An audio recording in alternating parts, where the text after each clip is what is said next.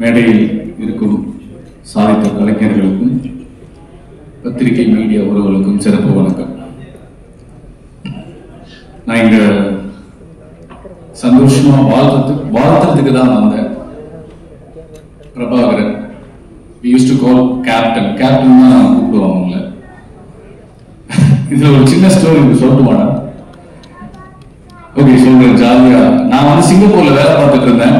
எங்க அண்ணன் பொண்ணு பார்த்துட்டு இருக்கோம். பொண்ணு பார்த்துட்டு வந்துட்டாரு. பொண்ணு ஓகேவா சொல்லணுமானா மாப்பிள்ளையோட தம்பி சொல்லணும்னு சொல்லி அந்த வீட்டுல சொல்லியிருக்காங்க. மாப்பிள்ளை ஓகேவானா பொண்ணோட தம்பி வந்து பார்க்கணும்னு சொல்லிட்டாங்க. சோ பொண்ணோட தம்பி வந்து கோயம்புத்தூர்ல படிச்சுட்டு இருக்கான் 8th ஸ்டாண்டர்ட். மாப்பிள்ளையோட தம்பி வந்து சிங்கப்பூர்ல வேலை பார்த்துட்டு இருக்கான். பொண்ணோட தம்பி அவன், மாப்பிள்ளையோட தம்பி நான். அப்படிதான் எங்களுக்கான அறிமுகம். என்னுடைய மாப்பிள்ளை எங்க மச்சனை, எனக்கு உயிரான ஒரு ஒரு ஒரு மனுஷன். ஆனா இங்க எல்லாம் பார்த்துதான் அந்த சினிமாவுக்கு வந்திருக்கான். நான் நிறைய வாட்டி சொல்லுவேன், வேணாம் மாப்பிள்ள நீங்க வராதிங்க, சினிமாவுக்கு வராதிங்க. நான் சினிமாவுக்கு வந்து ஒரு 3-4 இயர்ஸ் இருக்கும் போதுதான் அவன் சினிமாக்குள்ள வரான். அப்ப வேணாம் மாப்பிள்ள நீ சினிமாவுக்கு வராத, கொஞ்சம் வெயிட் பண்ண, நான் ஜெயிச்சுக்கிறேன், அதுக்கப்புறம் வான்னு சொல்லுவேன். கேட்க மாட்டான். இதுவரை நான் சொன்ன எந்த விஷயத்தையுமே கேட்டதே கிடையாது. எனக்கு அவனுக்கு சண்டை பயங்கரமா வரும். என் கூட தங்கி இருந்தா ஒரு டைம் சண்டை போட்டு போயிட்டான். இன்ன வரைக்கும் அவனாதான் தான் இருக்கான். அவன் ஒரு விஜய் நான் சொல்ற இல்லையா, ஒரு வாட்டி முடிவு பண்ணிட்டேன், என் பேச்சு நானே கேட்க மாட்டேன். அவன் கேரக்டர் எப்படிதான் எக்ஸ்ட்ரா பண்ண மாட்டான். அவனுடைய சிந்தனை, அவனுடைய ஐடியா எல்லாமே ரொம்ப பெருசா இருக்கும். அது நம்ம கிட்ட கேட்டா அது என்ன இதெல்லாம் நடக்குமான்னு தோணும்.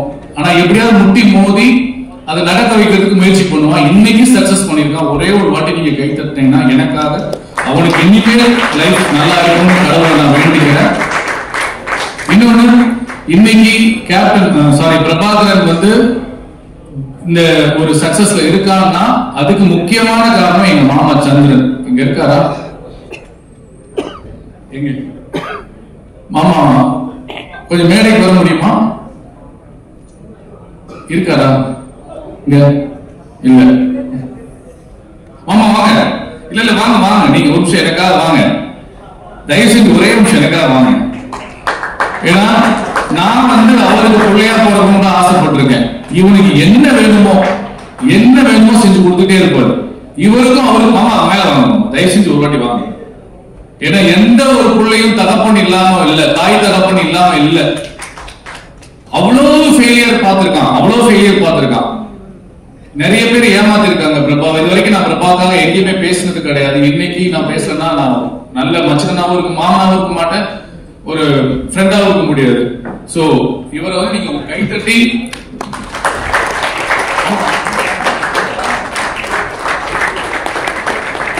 சந்திரன் இவர் இல்லைன்னா பிரபாகரன் இல்லை. இந்த மாதிரி ஏகப்பட்ட தந்தை இல்லைன்னா நல்ல மகன்கள் சாதிக்க முடியாதுன்றது உண்மை. தேங்க்யூ மாமா. நான் பார்த்து நான் வந்து நிறைய டைம் பொறாமப்பட்டிருக்கேன். இவருக்கு நான் பிள்ளையா பிறந்திருக்கலாமே அவங்ககிட்டே சொல்லுவேன் நான்.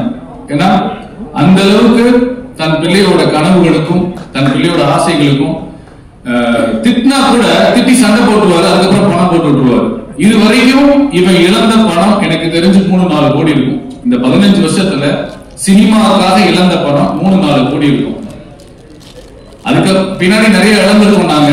இருந்தாலும் அவன் லட்சியம் அவனுக்குன்னு ஒரு இடத்துக்கு வரணும், யாரோட ஒரு சப்போர்ட் இல்லாம நம்ம ஜெயிக்கணும் அப்படின்றதுல போராடிட்டு இருக்கான். இன்னைக்கு உண்மையாவே இவனுடைய வெற்றி, இது வரைக்கும் நான் அவனுடைய வெற்றி எதுவுமே நான் பாராட்டல, இந்த வெற்றியை உண்மையாவே பாராட்டுறேன். என்ன காரணம்னா இந்த படத்தை ரொம்ப கம்மியான செலவுல எடுத்தது ஒரு மிகப்பெரிய வெற்றி, லோ பட்ஜெட்ல. அதுக்கப்புறம் எக்ஸ்ட்ரா செலவு பண்ணி இந்த படத்தை ப்ரமோட் பண்ணதுல அவன் ஜெயிச்சிட்டான், ஒரு பெரிய ப்ரொடியூசரா ஜெயிச்சிட்டான். உண்மையிலே இனிமேல் இன்னும் இதோட ஒரு பெரிய ப்ராஜெக்ட்ஸ் அவன் நம்பிக்கை கொடுப்பாங்க, பைனான்சியர்ஸ் நிறைய இன்வெஸ்ட் பண்ணுவாங்கன்ற நம்பிக்கை எனக்கு இருக்கு. நான் அதுக்கு உத்தரவாதம் கொடுக்குறேன். சோ பிரபா வந்து ஒரு நல்ல ப்ரொடியூசரா இப்ப நான் சொல்லியிருக்கேன். அவனுக்குள்ள ஒரு மிகப்பெரிய சினிமாட்டோகிராஃபர் இருக்காரு, ஆக்டர் இருக்காரு. கிழக்கு பார்த்த வீடு ஒரு படம் பண்ணிருக்கான்.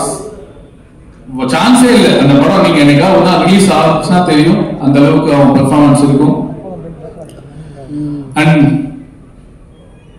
வெரி பெஸ்ட் மாப்பிள்ள. கொஞ்சம் எமோஷனல் ஆயிடுச்சு.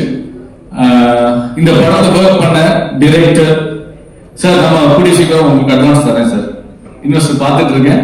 இதே 15 நாள்ல 20 நாள் ஒரு படம் all the technicians எல்லாருக்குமே என்னுடைய மனமார்ந்த வாழ்த்துக்கள். அண்ட் சண்முகம், நான் வந்து முத சினிமாவுக்கு வந்து அசிஸ்டன்ட் டைரக்டரா ஒர்க் பண்ணும்போது அந்த படத்துல நடிச்சாரு. சம்பளமே வாங்காம நடிச்சாரு. 17 வருஷம் ஆச்சு. இவர் நடிச்ச படம் எனக்கு தெரிஞ்சு மினிமம் ஒரு 500 படம் நடிச்சிருப்பேன். 500 படம் நடிச்சு இன்னைக்கு இந்த ஒரு படத்துல தான் முகம் தெரியுது. தயவு செய்து உங்க எல்லா கேமராவையும் ஒரு பதிவு பண்ணுங்க. எனக்கு ரொம்ப சந்தோஷமா இருந்தது அவர் அந்த சீன்ல பார்க்கும்போது. எந்த ஒரு ஹெசிடேட் இல்லாம என்ன கேரக்டர் கொடுத்தாலும் போய் நிற்பாரு. அவர் சொன்னது உண்மைதான். படத்துல வருமா வரதா தெரியாது, ஆனா சின்சியரா நடிப்பாரு. சினிமா மட்டும்தான் தெரியும். சினிமாவை மட்டுமே தொழிலா நேசிக்கிற ஒரு மனிதர், நடிகர். வாழ்த்துக்கள். எல்லாருக்குமே என்னுடைய மனமார்ந்த வாழ்த்துக்கள். சித்தப்பு போயிட்டாரு. பருத்தி அவர்கள் ஒரு டைலாக் வரும். சித்தப்பு சின்ன வயசுல நல்லா கருகருன்னு ஒரு வண்டு மாதிரி இருந்தா இப்ப பாலிச்சு பாக்குறது பாலிசா இருக்காரு. சித்தப்பு எப்படி சித்தப்பு? அதெல்லாம் காசு பணம் வந்தா காக்கா கூட கலரா இருந்த மாதிரி நான் அவர்கிட்ட நிறைய டைம் பேசியிருக்கேன். அவர் மட்டும் அப்படியே இருக்காரு. காசு பணம் வந்தாலும், புகழ் வந்தாலும், தோல்வி வந்தாலும், எவ்வளவு பிரச்சனைகள் வந்தாலும் அதே மாதிரி இருக்காரு மனுஷன். எப்படின்னு கேட்பேன். நீ வந்து நம்பிக்கையா ஓடிட்டே இருக்குவாரு. சினிமா மட்டும் தான் எனக்கு தெரியும். சினிமா நினைச்சு போயிட்டே இருக்காரு. அவர் தான் இந்த படத்தை இன்னும் ஒரு படி தூக்கி நிப்பாட்டி இருக்காரு. அவங்களும் இந்த பிரபாவனுடைய எனக்கு பிடிச்ச விஷயம் என்னன்னா, இந்த ப்ராஜெக்ட்ல என்ன காஸ்டிங் போடணும், என்ன இன்வெஸ்ட் பண்ணணும், இது எப்படி மார்க்கெட் பண்ணணும்ன்றதுல சூப்பரா பண்ணிருக்கான். பிரபாவ மட்டும் தான் எனக்கு பெருசா தெரியுது. நான் சொந்தக்காரங்கிறதுனால சொல்லல. அடுத்த படம் இதை விட பெருசா பண்ணணும்ல. வாழ்த்துக்கள். அண்ட் பத்திரிகையாளர் சொன்ன கருத்துக்கு நானும் உடன்படுறேன். கலையும் அரசியலும் இல்லாமல் வாழ்க்கை முழுமையடையாது. உங்க சீரீஸ்ல ஒரு டைலாக் போன போக்குல சொல்லிருப்பீங்க. சூப்பரான அரசியல் சொல்லியிருப்பாங்க. இந்த விமான நிலையெல்லாம் ஒருத்தர் அவருடைய இடத்தை எழுதி கொடுக்காம யாருமே ஒண்ணு பண்ண முடியாது. அது சென்ட்ரல் கவர்மெண்டா இருந்தாலும் சொல்லி ஒரு சின்ன வார்த்தையை அழகா ஒரு டைலாக்கா சூப்பரா சொல்லிருப்பீங்க சார். அதுக்காக எங்க தமிழக வெற்றி கழக தலைவர் விஜய் அண்ணா வந்து பெருசா போராடிட்டு இருக்காரு. அங்க இருக்கவங்க ஓட்டா பார்க்காம 10,000 குடும்பம் பார்க்காம ஒரு மிகப்பெரிய ஒரு பெரிய போராட்டத்தை எடுத்து கையில் எடுத்து சட்டமன்றத்துக்கு கூட உள்ள போற அளவுக்கு கூட முயற்சி பண்ணிட்டு இருக்காரு. சோ இந்த மாதிரி விளக்கங்கள்லாம் வந்து இன்னும் ஊக்கமா இருக்கு. அதெல்லாம் பார்க்கும்போது பரந்தூர் மக்கள் லா அண்ட் ஆர்டர்ல இருக்கு. நீங்க கையெழுத்து போடாம உங்க இடத்தை கொடுக்காம கவர்மெண்ட் கையகப்படுத்த முடியாது. சட்டத்துல இடம் இருக்கு. அந்த செய்திக்கு நன்றி. டைரக்டருக்கு, ப்ரொடியூசருக்கு நன்றி.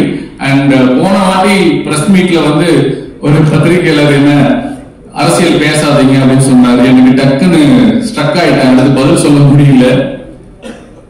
அதுக்கு ஒரு சின்ன விளக்கம் கொடுக்கணும்னு ஆசைப்படுறேன். அந்த படத்துல அரசியல் இருந்துச்சு. அது ஒரு காட்சி இருந்துச்சு. அதனால நாங்க பேசினேன். அதனாலதான் பேசினேன் நான். ஆனாலும் அங்க ஒரு அடக்குமுறை இருந்தது. அதுல என்ன கேள்வி, எனக்கு வீட்டுக்கு போனதுக்கு அப்புறம் நான் என்ன தப்பா பேசினேன், நான் என்ன தப்பா சொல்லிட்டேன் அப்படின்னு நான் யோசிக்கும் போது எனக்கு மறுபடியும் உங்ககிட்ட இந்த கேள்வி கேட்கணும்னு தோணுச்சு. அரசியல் இந்த ஆடியோ லான்ச்ல வந்து நான் சொன்னேன், கலையும் அரசியலும் இல்லாமல் வாழ்க்கை முழுமையடையாது. எத்தனையோ நடிகர்கள், எத்தனையோ இயக்குநர்கள் அரசியல் பேசுறாங்க. ஆனா யாருமே கேள்வி கேட்க மாட்டாங்க. பெரிய பெரிய நடிகர்களா இருக்கட்டும், பெரிய பெரிய இயக்குநர்கள் எல்லாமே அரசியல் பேசியிருக்காங்க. யாருமே தடுக்கல. அப்ப நான் மட்டும் ஏன் அரசியல் பேசக்கூடாதான்னு ஒரு கேள்வி வந்தது. நன்றி. அரசியல் பேசல, ஆனா இதுவும் பேசலன்னா அப்புறம் எப்படி? அந்த படத்துல இருக்கு. பத்திரிகையாளர் உங்ககிட்ட தான் நாங்க பேச முடியும். வேற எங்க நான் கேட்க முடியும்? அதனால மீண்டும் நான் அந்த படத்தை அரசியல் பேசுவதற்காகவோ சுய அரசியல் விளம்பரத்துக்காகவோ பேசல. ஒரு சிட்டிசன், ஒரு பொறுப்புள்ள மனிதனா அந்த கேள்வியை நான் கேட்டேன். அந்த கேள்வி கேட்ட பத்திரிகையாளருக்கும் நான் அதான் விளக்கம் கொடுக்கிறேன் நான் நினைக்கிறேன். Thank you so much. இந்த சட்டமும் நீதியும் வெப் சீரிஸ் அடுத்த இந்த மாதிரி தான் ஃபர்ஸ்ட் டைம் பாக்குறேன். பத்திரிகையாளர்களுக்கு ஒரு thanks meet. Super. Hats off to all the சட்டமும் நீதி டீம். அண்ட் ஒரே ஒரு ரெக்வெஸ்ட், அந்த சினிமா பத்திரிகைகளை சேர்த்துக்கோங்க எடிட்ல. நீங்க பிரிச்சு பார்க்கல அல்ல, இருந்தாலும் கலை அரசியல் தான் ஒரு வாழ்க்கை, மனிதனோட வாழ்க்கையில மிக மிக முக்கியமானது. இன்னைக்கு நம்ம இங்க இருக்கோம்னா இது சினிமா பத்திரிகையாளர்கள். ஓகே ஓகே, நான் கவனிக்கல. இருந்தாலும் நீங்க அதை ஒரு வாட்டி போட்டுருங்க. நான் ஒரு ஏவி போட்டு பாத்தீங்களா, அது உங்களுக்கு மட்டும் தானே? இது இல்ல, அவ மனசளவுல உண்மையா தான் சொல்றாரு. இருந்தாலும் வெளிப்படையா கன்வே ஆகணும்ல. அப்ப அரசியல் சட்டமன்றம் இருக்கு, பாராளுமன்றம் இருக்கு, ரோட்ல போய் பண்ற பத்திரிகையாளர் இருக்காங்க. இங்க நம்ம பத்திரிகையாளர் இவங்க தான். நம்ம சினிமாவை, நம்ம நடிப்பை, நம்ம திறமையை மக்கள் கொண்டு போறவங்க இவங்க தான். அதனால சினிமா பத்திரிகையாளர் போடுங்க, நம்ம பிரசாத்ல போடுங்க.